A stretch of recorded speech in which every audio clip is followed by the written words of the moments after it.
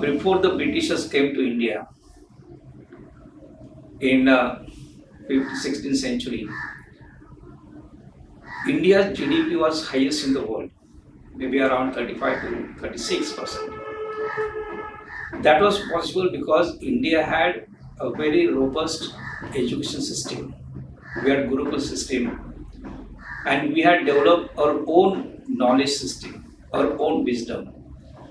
And let me tell you that the wisdom that we developed was relevant to the community, for community development, for nation development.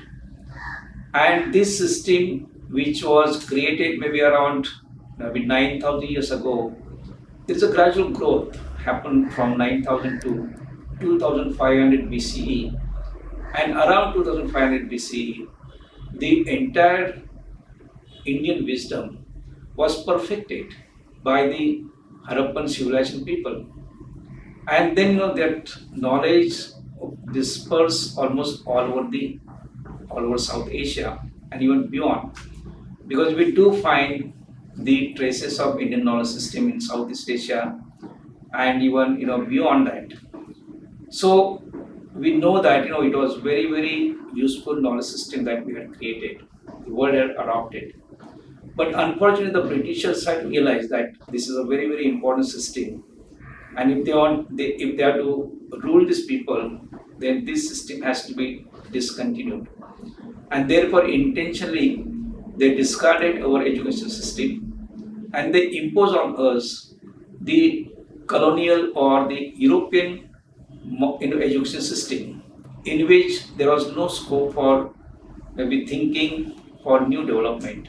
It was just followed, we had to blindly follow the science and technology that was taught that time. So it was like remembering most of the things.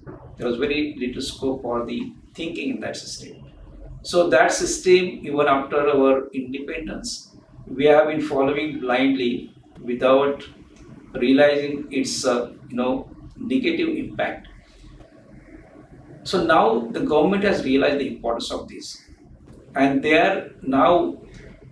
want to bring this in the education system.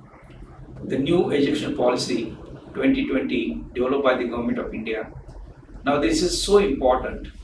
Now they want to make sure that in the education system, the typical Indian knowledge system, typical Indian wisdom is also brought in. So that we are able to maybe develop some innovative education system which was there in the past.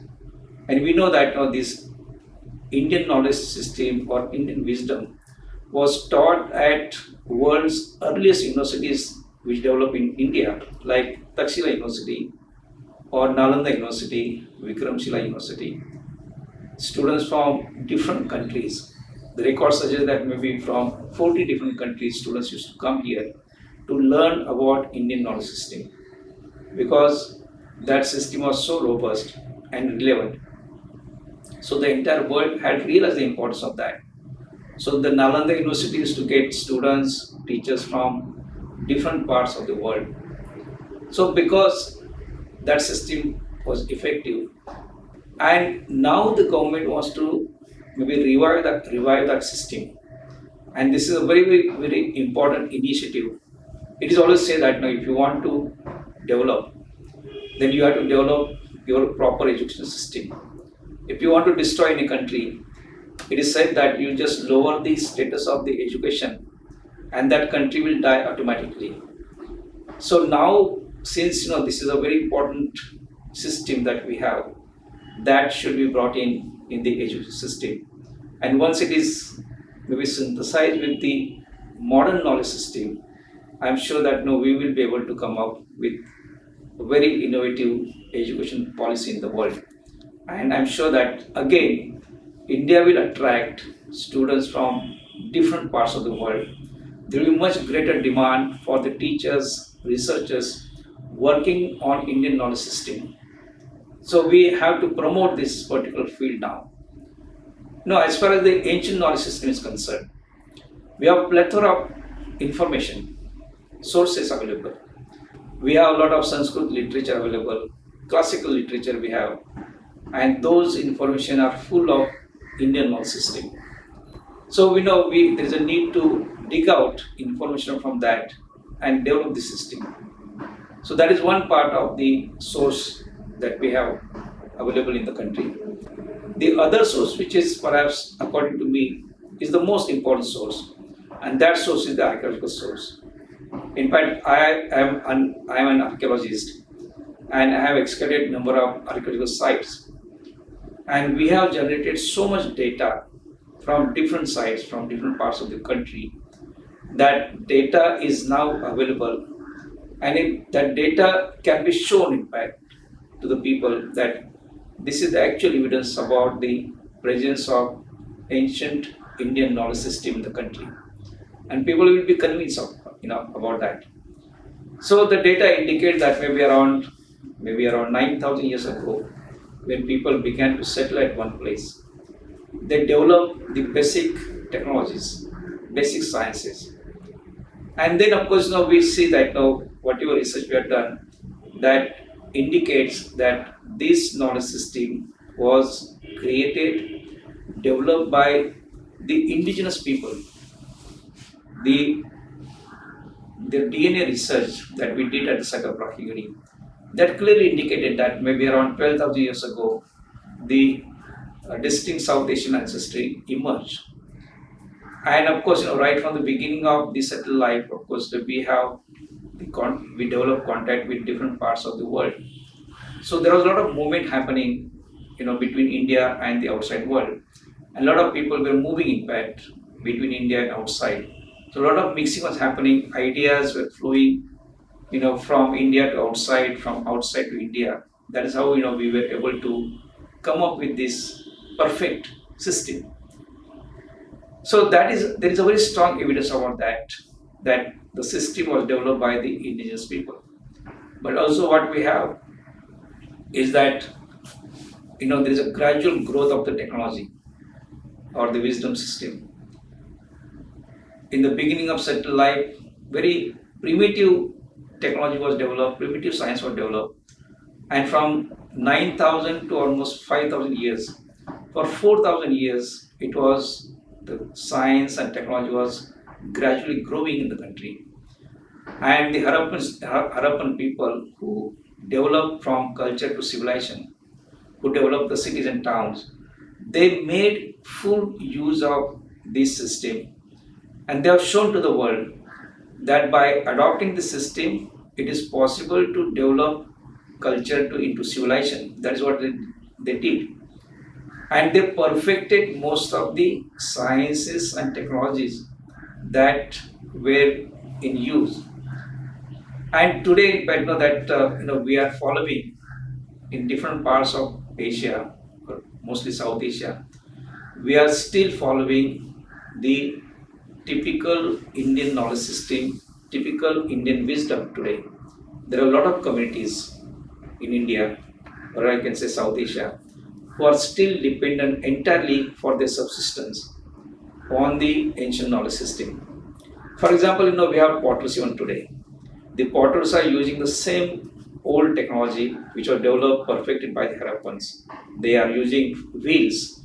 The Harappans were the first in this part to develop this wheel technology, and they have used this technology for the maybe production of particular craft. Then they also develop technology for developing maybe ornaments from stones, these stone beads that we have found. Even today there are a lot of communities, particularly in Khambat region, who are still following the same age-old technology developed 5,000 years ago, and they're producing stone beads, and they're doing a roaring business, not only within the country but outside. So similarly, now we have maybe metal workers, we have weavers, maybe various smiths like goldsmiths, coppersmith, ironsmith. They're following the age-old technology, and it is working very well because you don't have to have really a very advanced technology in the rural part of the India because the demands are different. So there, these systems are working so well. And in cities, we have very advanced technology. So if you can combine these, I'm sure that we'll be able to come up with new ideas. For example, there is a mention about the new metals that was developed by the Indians. And we have the example, for example, the pillar, Delhi pillar, which was maybe which is almost 2,000 years old. That pillar has not rusted for 2,000 years because the technology that we had developed was so advanced. So now the Indian scientists are trying to maybe regenerate, reproduce that kind of metal, which will be so important, and that will be real revolution in the country. So that type of technology was available. Then I can talk about a very simple technology. For example, the Harappans, they settled in the Kutch part of Gujarat, which is the desert part, and they were aware that there is always maybe scarcity, dearth of water, but they created beautiful, perhaps unparalleled water harvesting and water management system.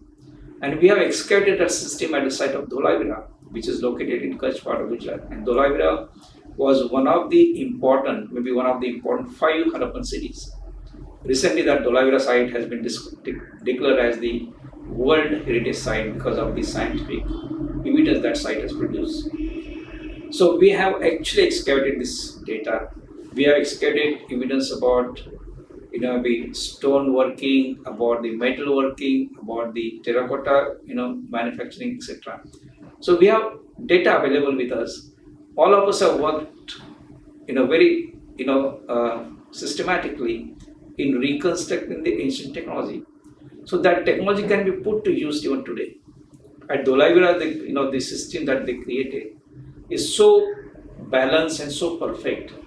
It looks very simple, but it is so effective, because of which even in the desert part, the people were able to keep water flowing within the settlement. That is a remarkable achievement that Harappans did. And in spite of the fact the city was located in the desert part, it not only sustained, but it kept flourishing because of the technology. So that technology can be used in major part of the country where the part is desert, and the desert part can be converted into greenland. So this type of technologies were developed in the country. We have actual evidence, and there are a lot of scientists, archaeologists, historians, and other scientists who are working on this aspect, and they are working maybe independently. So what is the requirement today is that there should be some institutions, some centers where people can come together and they work together so that they are able to contribute immensely in this particular field.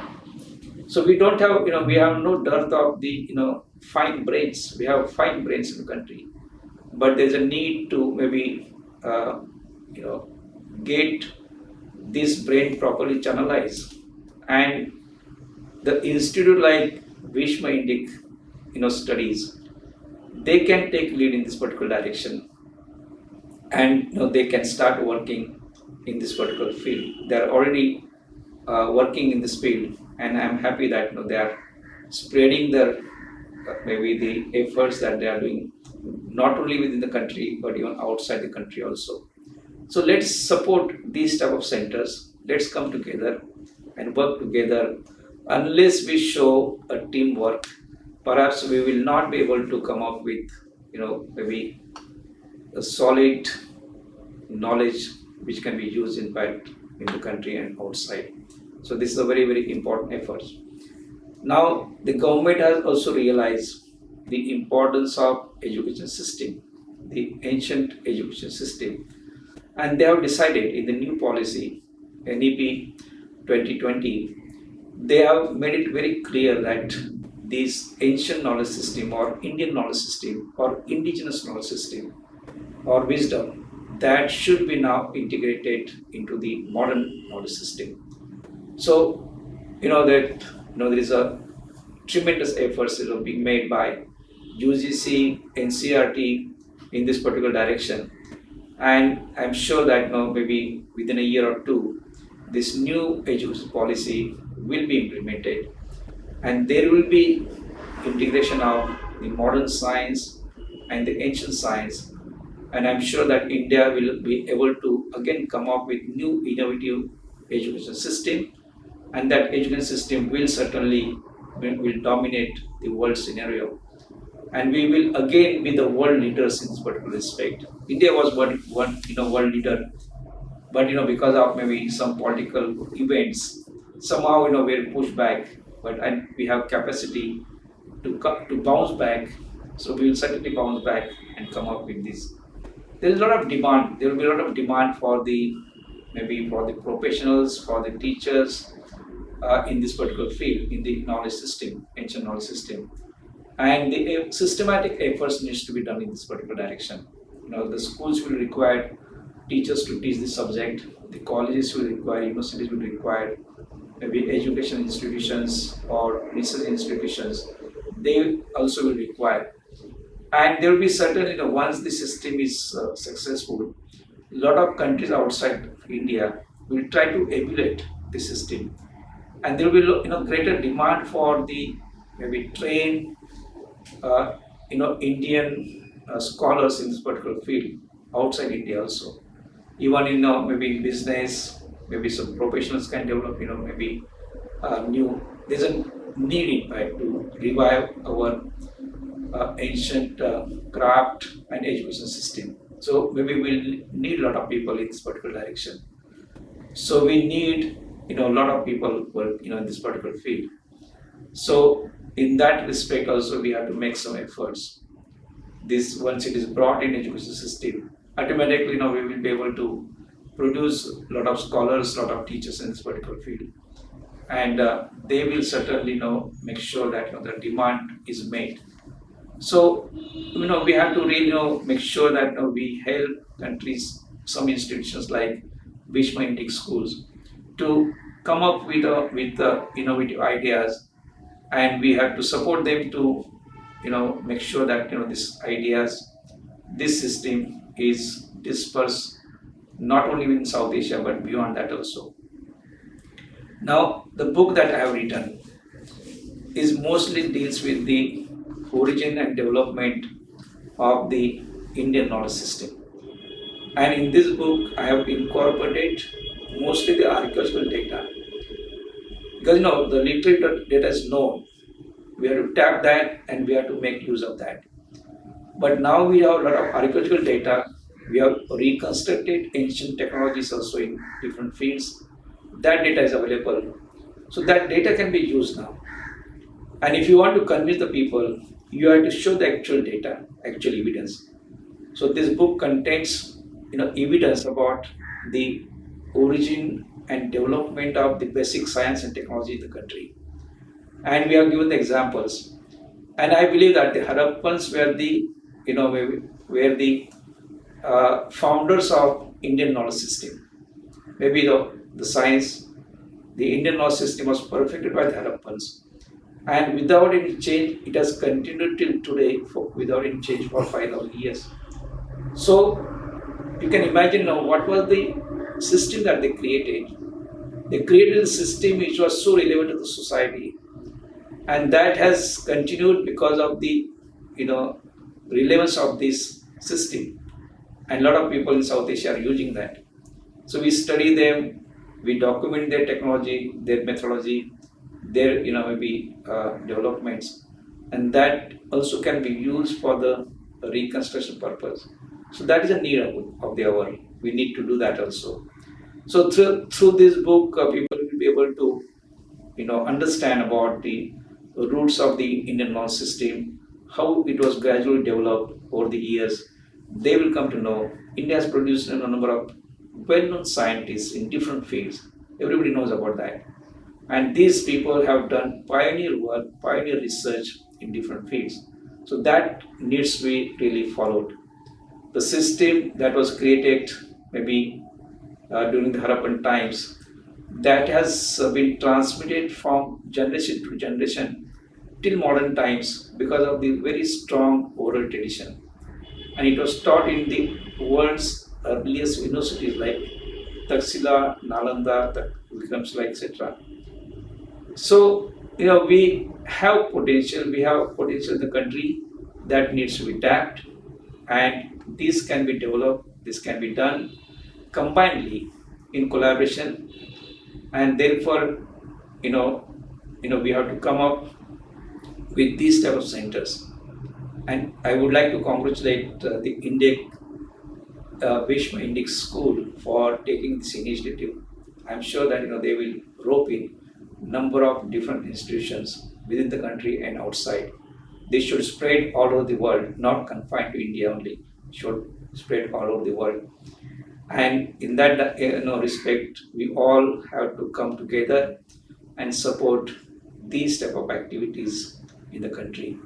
And I'm sure that the future of this field, the indigenous knowledge system, indigenous wisdom, or Indian knowledge system, has tremendous future. Let's tap it for the welfare of the nation and also for the welfare of the society. That is the ultimate aim of this type of research in the country. Thank you very much.